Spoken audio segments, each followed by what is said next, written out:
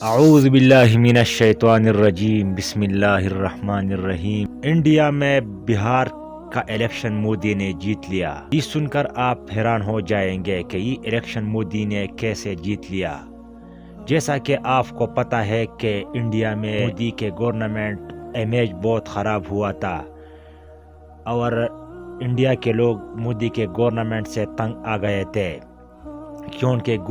مودی کی گورنمنٹ ہے وہاں پہ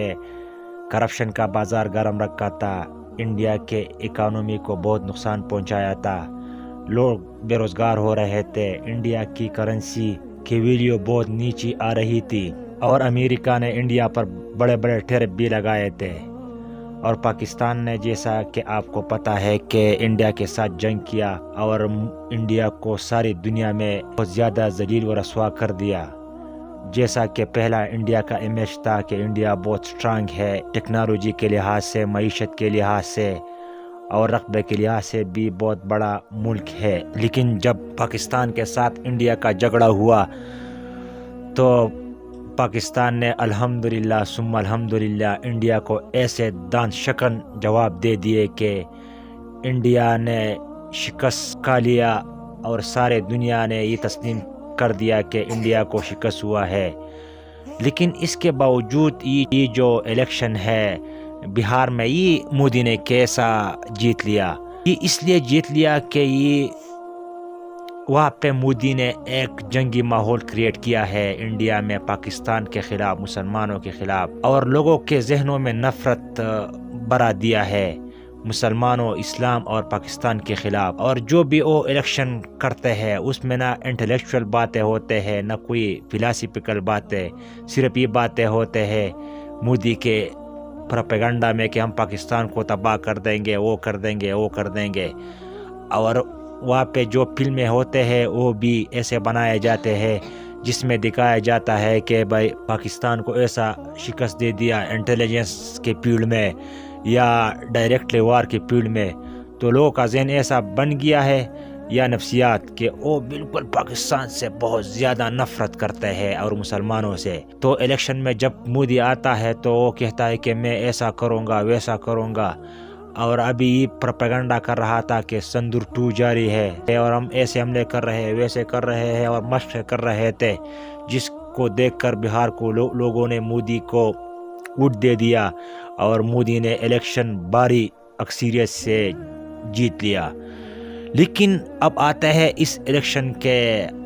ایفیکٹ اور اثر کے طرف۔ یہ اصل میں مودی جنگ نہیں چاہتا، وہ صرف ایک مفاد پرست شخص ہے،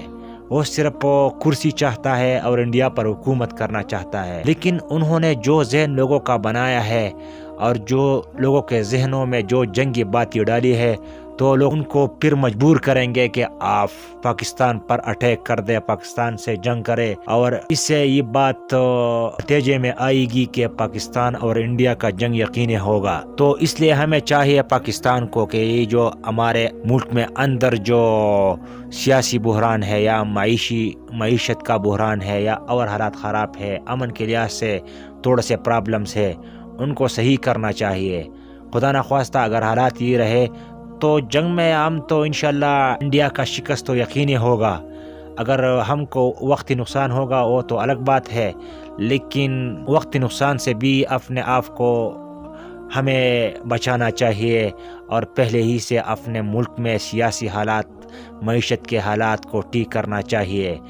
اور آخر میں مودی سے یہ بات کرتے ہیں کہ مودی آپ ایسے پروپیگنڈے کریں گے اور یہ کریں گے کہ ہم پاکستان پر حملے کریں گے۔ آپ پاکستان پر حملے نہیں کر سکتے یار، اگر کریں گے تو انشاءاللہ شکست آپ کا یقین ہوگا انشاءاللہ، اور آپ دنیا میں ذلیل ہوگے۔ اور یہ مسلمانوں سے رب تعالیٰ کا وعدہ ہے کہ مسلمان ہمیشہ دنیا میں عزت سے رہیں گے، جنگوں میں انشاءاللہ جیت مسلمانوں کا ہوگا